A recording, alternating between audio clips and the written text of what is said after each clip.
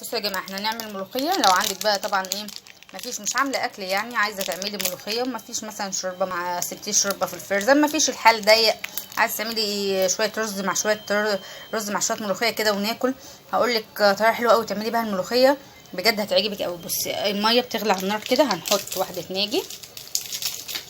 تمام. في بقى تكات في الملوخيه دي هتدعيلي عليها. هحط ايه؟ فلفل اسود. تمام كده. شويه ملح وادي شطه. بصي سنه سكر بسيطه يعني اقل من نص معلقه. بصي كده هنحط ايه؟ مع حته سمنه. ماشي. وادي حته تومه. بصي حته سمنه حته تومه، تسيبهم بقى يغلوا. تمام. وحطينا ايه؟ حطينا ماجي وملح وفلفل اسود وشطه وسكر وحته سمنه وحته توميه، سيبوهم بقى يغلوا مع بعض كده، وسيبوهم ياخدوا يد كده ونشوف هنعمل ايه. بس سيبوهم يغلوا، اهم حاجه التومه تغلي مع الشرب. اهي دي الملوخيه اهي. استني يا ستي، هننزلها كده.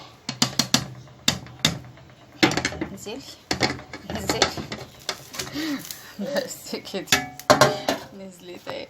بص نفككها بقى ونشوف النتيجة. ماشي. بس خضار حلوة. بسم الله الرحمن الرحيم.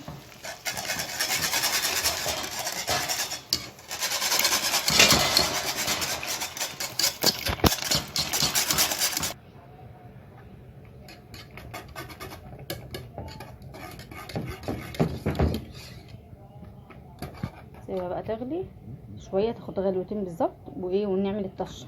الطشة اهي، انا ما بحطش عليها كزبرة، تومة وسمنة وبس.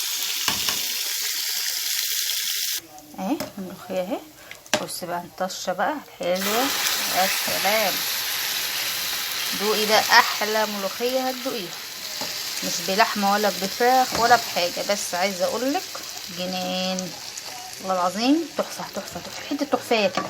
شفت كده وفاء عامله كده بتقولك لا دي تحفية، هي فعلا حتة تحفية كده. شوية ملوخية ما هقولكيش. بصي الله اكبر الله اكبر ما شاء الله. بصوا بقى بصوا الجمال، بصوا جماد ولا بنت جماد؟ جماد ابويا بص يا لهوي على العسل. بص الخضار، بص الجمال، لا لا لا كده كتير. وبص السمك، الله اكبر، تحفه تحفه، طعمها جنان.